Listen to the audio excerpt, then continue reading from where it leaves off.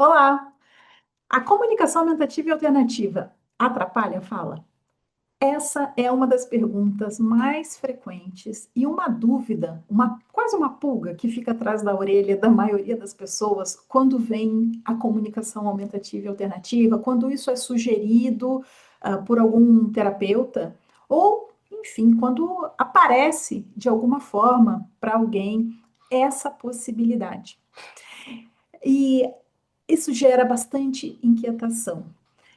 Inquietação para quem talvez esteja em contato com essa possibilidade e acaba sendo também algo que, em relação à pessoa que precisa de um apoio na fala, representando um grande risco, porque ela poderia ter algum auxílio na sua comunicação, mas por causa desse receio e por causa dessa inquietação, ela acaba ficando sem uma possibilidade mais consistente para se comunicar. E então eu queria falar um pouquinho sobre isso, né? Inclusive, eu lembro de uma situação que eu vivenciei um tempo atrás que ela me ensinou muito. Né? Então, eu já estava fazendo doutorado no campo da comunicação aumentativa e alternativa, e em um momento, conversando com a minha mãe sobre comunicação alternativa, eu estava assim meio que inquieta porque recentemente alguém tinha me colocado essas dúvidas em relação à, à comunicação aumentativa alternativa poder atrapalhar a fala. E eu estava meio que indignada com tudo isso. Eu falei, como é que pode, né? É melhor deixar uma pessoa sem falar do que dar para ela um recurso para ajudar ela na sua expressão. E quando eu estava lá, né, assim, nessa conversa bem intensa, né? Ela me disse assim, mas eu também pensava. E eu achei tão curioso quando ela disse, eu também pensava, porque a gente, com o tempo de envolvimento num determinado assunto, numa determinada área, a gente acaba se acostumando. E a gente perde de vista que, para quem não tem relação com o campo, quem não está dentro dessa área, aquilo que é lógico para nós não vai ser lógico para elas. Né? Então, quando a minha mãe me disse isso, eu parei, pensei e acabei realmente me dando conta que é muito possível que alguém tenha mesmo esse receio em relação à comunicação aumentativa e alternativa atrapalhar o desenvolvimento da fala. Tá? Então, antes da gente ir adiante, vamos falar um pouquinho mais sobre o que significa comunicação aumentativa e alternativa, né? Na verdade, hoje a gente entende tecnologia assistiva, né, como os apoios que nós podemos prover a uma pessoa com deficiência para eliminar as barreiras que ela vivencia. Uma pessoa com deficiência vivencia barreiras de comunicação, né? Vamos pegar uma pessoa que não consegue falar, ou a fala dela não é compreensível, ou a fala dela, ela não é suficiente para ajudar em todas as necessidades de comunicação que surgem para ela cotidianamente. Então, se essa pessoa experimenta esse tipo de barreira na comunicação, é uma pessoa com deficiência, então a comunicação aumentativa alternativa pode ajudar. E aí é que nós pensamos e dizemos que a comunicação aumentativa alternativa, ela se trata de tecnologia assistiva, podendo ser utilizada para ajudar a eliminar barreiras de comunicação.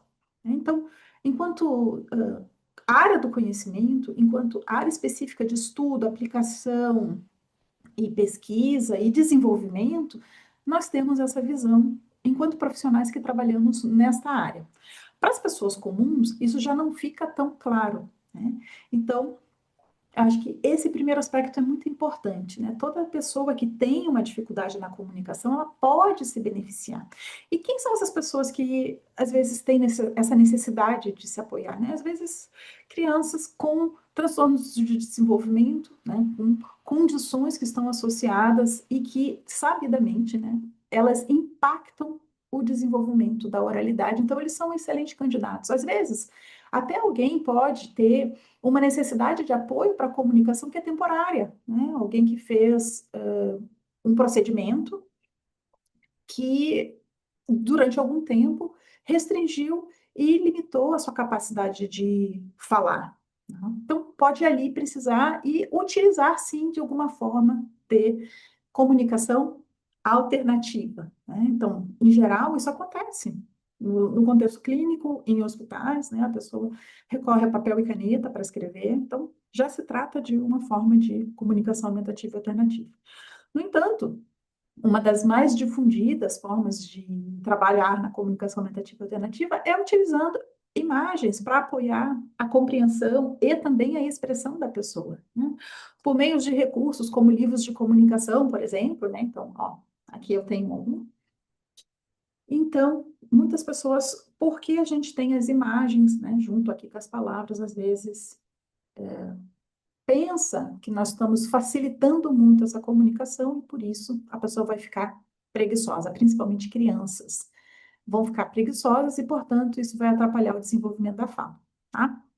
Então, para a gente lidar com essa, esse grande mito em torno da comunicação aumentativa alternativa, claro, nós podemos recorrer a pesquisas, né? Então, a primeira coisa que a gente pensa é que as pesquisas foram feitas ao longo do tempo para estudar e determinar se de fato existia esse risco da comunicação aumentativa e alternativa comprometer a fala.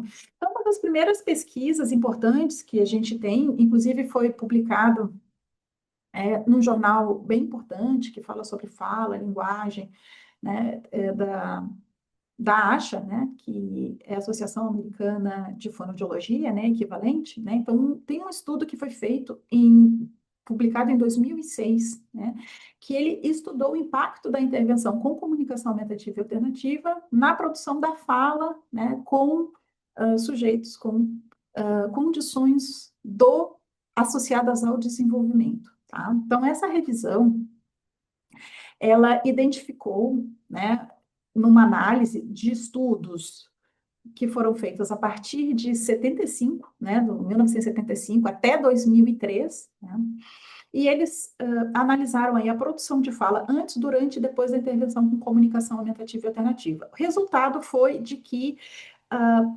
todos os resultados falam de que a comunicação aumentativa e alternativa ajudou, melhorou a comunicação. Em alguns casos, houve também uma melhora na articulação. Nenhum estudo constatou que havia um impedimento na fala. Então, nenhum resultado mostrando a associação entre a introdução da comunicação aumentativa e alternativa e o comprometimento da fala. Né? Pelo contrário, alguns estudos falaram que ela poderia melhorar um pouco também o desenvolvimento da fala. Tá? Teve um outro estudo que foi feito algum tempo depois e foi publicado em 2008, aí falando mais especificamente sobre autismo, né? Esse estudo, ele estudou aí sobre a intervenção utilizando comunicação aumentativa alternativa na produção da fala. Tá? Então, foram pesquisados estudos de 1975 a 2007, né, usando diversas fontes, e o que eles concluíram novamente era que a comunicação aumentativa e alternativa não impede a produção da fala. Tá? E muitos dos estudos falaram de um aumento na produção da fala, mesmo que esses ganhos tenham sido ganhos modestos, né, pequenos. Então, esse é o primeiro aspecto ali das pesquisas, né? Então, principalmente, nós paramos de se preocupar com com esse aspecto, né, esse receio do desenvolvimento da oralidade. Tá? Então, a pesquisa acho que é o primeiro aspecto importante, né? Outro aspecto que eu acho que a gente precisa levar em conta é que a comunicação é multimodal, né? Então, o uso da comunicação aumentativa alternativa, ele apoia, ele se torna algo adicional para apoiar a nossa comunicação, que ela vai acontecer utilizando diferentes formas. Então, os gestos, eles podem contribuir para a comunicação, as expressões faciais, elas dão informação também no contexto comunicativo, né?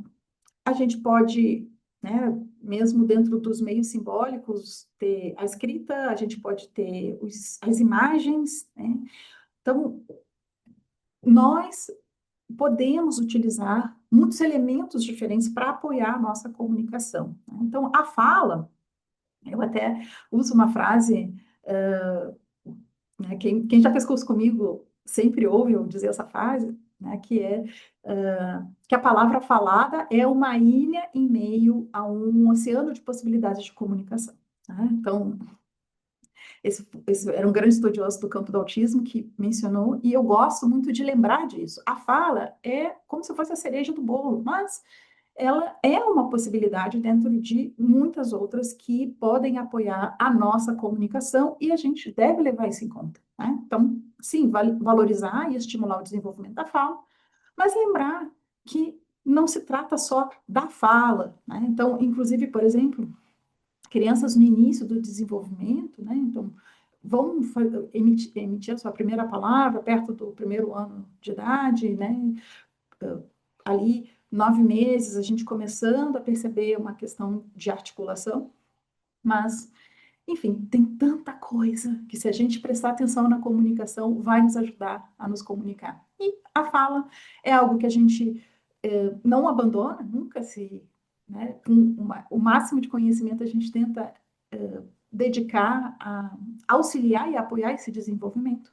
Porém, enquanto a pessoa não tem uma fala fluida, ou, né, há casos onde a gente sabe que isso não vai ser possível, talvez por conta de lesões ou outras condições, nós buscamos formas de acesso, né, à linguagem alternativas, né? Então, com certeza, esse aspecto é importantíssimo da gente levar em conta e né, manter aí no nosso radar, né? E hoje em dia, com toda a discussão que a gente tem no campo de direitos humanos, a gente, mais do que pensar nisto como uma possibilidade, a gente pensa pelo lado da dignidade, né? Então, uma criança que ela tem acesso à comunicação, ela vai poder ter a oportunidade de interagir com outras crianças, de participar melhor nos contextos educacionais, no contexto das atividades sociais, né? Quer da família, quer em interação com outras crianças, com outras, em outras situações da vida também, né? Então, a gente pode olhar por esse aspecto e realmente avaliar o quanto a comunicação aumentativa e alternativa pode trazer e agregar para essa criança, para essa família, né? Lembrando que quando eu não consigo me comunicar, isso tem um impacto emocional muito grande, né? A criança ela fica desorganizada, ela vai não vai conseguir expressar aquilo que ela está sentindo, vai ficar angustiada, isso vai poder impactar o seu comportamento, o seu bem-estar, o seu desenvolvimento socioemocional. Então, com certeza, né? Mesmo que haja um certo receio inicial, se a gente fizer uma análise mais ampla, uma análise mais abrangente, nós vamos identificar o quanto a comunicação aumentativa tem muito mais a agregar do que, enfim, trazer em termos de prejuízo, né? E é por esse caminho que a gente sempre está pensando, né? Para os profissionais em geral, eu costumo orientar, né, em supervisão, etc., que a introdução da comunicação aumentativa alternativa, somada aos conhecimentos que um profissional tem sobre linguagem e comunicação, ela acaba sendo uma porta de entrada e uma fonte de possibilidades de estimulação de linguagem. Então, se eu tenho como me comunicar com a criança, eu posso estimular a linguagem, ajudar na expansão de vocabulário, de habilidades comunicativas, de estratégias de comunicação que apoiam melhor esse avanço, né, das interações sociais. Eu posso apoiar melhor o processo de letramento também da criança por meio deste contato com a comunicação aumentativa alternativa, algo que não seria possível se eu não tivesse um meio, né, um recurso para mediar esse acesso à linguagem, né, tanto do ponto de vista de ampliar a compreensão, como também do ponto de vista de facilitar a expressão dessa criança que têm restrições na sua comunicação. Estou falando crianças, mas pode ser crianças, jovens, adolescentes, adultos, inclusive, nós temos registros desse aspecto, né? E outro aspecto que eu queria trazer aqui também, e até isso foi algo que surgiu numa conversa num grupo de ex-alunos que fizeram um curso comigo, e a gente estava. Uma profissional pediu referências atuais sobre, né, sobre o fato de que a comunicação alternativa não impacta a fala. Acho que a última publicação que ela tinha que mencionava algo a respeito disso era de 2011. E eu comentei um pouco com ela, né? Perguntei se isso era um questionamento por parte da família ou se era um questionamento por parte de outros profissionais. Em geral, quando esse questionamento vem por parte de outros profissionais, né, quando a gente está numa equipe interdisciplinar, eu acho que é extremamente importante que a gente tenha uma lista de referências que a gente possa citar e possa indicar, que de fato comprovem aquilo que nós estamos trazendo. Mas muitas vezes eu vejo que quando isso vem por parte da família, às vezes não necessariamente só trazer os artigos é o melhor caminho de abordar essa insegurança que surge, né? Porque, em geral, as famílias que não têm esse conhecimento técnico, né? Se bem que às vezes elas até têm. Quando a família não tem esse conhecimento técnico, ela está lidando com um medo de introduzir uma abordagem ou uma estratégia que possa aí trazer prejuízo para o seu filho ou para a sua filha, né? Então, da parte do profissional, eu acho que é extremamente importante nós estarmos muito atentos a isso para fazer essa acolhida, acolher a família, né? Às vezes a gente vai com muita lógica e racionalidade, porque a gente, de fato, vivencia isso, sabe dos resultados positivos que a comunicação aumentativa e alternativa traz. Nós sabemos que existe todo esse respaldo em termos de pesquisas que estão nos ajudando a entender que isso não é problemático. Nós entendemos a dimensão da dignidade da pessoa que a gente preserva e apoia a partir do momento que a gente dá a ela uma forma de se comunicar, né? Então, para nós, isso está tudo muito claro, mas para a família, ela está principalmente lidando com o medo, com o receio de que isso possa, né, trazer algum prejuízo para o seu filho. Então, a gente precisa baixar a nossa bola e a gente ir encontrar essa família onde ela está, né? Acolher, talvez perguntar, né, onde está o teu medo especificamente, deixar a família falar. E a partir disso, fazer os movimentos de ganhar confiança, né? Então, a gente pode citar, por exemplo, outros exemplos de pessoas com deficiência que utilizam comunicação aumentativa e alternativa e isso ajudou no seu desenvolvimento, né? Então, hoje, com as redes sociais, nós encontramos esses depoimentos no Instagram, vários, por exemplo, autistas têm páginas ou perfis onde eles falam sobre a importância da comunicação aumentativa e alternativa para eles. Então, às vezes, em vez de trazer pesquisa, racionalidade, eu faço essa indicação. Olha, dá uma olhada no perfil, né?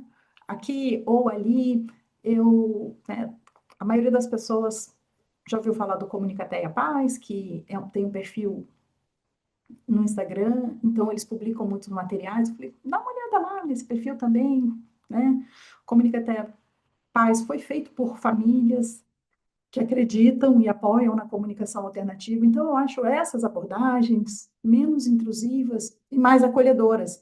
E dá a chance da família fazer a sua própria investigação particular para poder se tranquilizar. E uma terceira dica que eu geralmente dou também para os profissionais é que quando há esse receio, fala da sua experiência, né, ou os casos onde já trabalhou, onde viu esse avanço da comunicação utilizando a comunicação aumentativa alternativa, e sugere para a família uma entrada no campo da comunicação alternativa com tranquilidade. Oh, quem sabe a gente faz um teste de 3 meses. Né? Vamos observar, né? Vamos fazer uma pequena experiência para você perceber o que a gente pode ter de ganhos.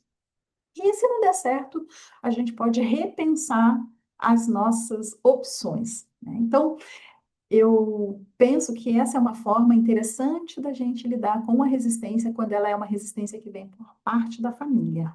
né? Então, eu acho que não é o tipo de. Essa informação, eu acho que ela pode fazer muita diferença na adesão da família ao trabalho que é feito, em geral, pelo fonoaudiólogo, né? Ou talvez pela escola também, quebrar um pouco essa barreira. Então, eu achei que essa informação podia ser útil e espero que esteja e possa colaborar com você também, se você tem essa dificuldade na interação, né? Se você tem dúvidas, sobre a comunicação aumentativa alternativa atrapalhar ou não, espero também que todas essas informações ajudem a ver esses outros aspectos, essas outras possibilidades ali de benefícios da comunicação aumentativa alternativa. Então, essa era a minha mensagem hoje. Se você tiver alguma dúvida, deixe aqui nos comentários que eu vou ficar bem contente de seguir conversando e explicando mais e melhor sobre esses elementos também, tá? Sou Renata Bonotto, sou doutora em tecnologia assistiva com ênfase em comunicação aumentativa e alternativa. Até a próxima!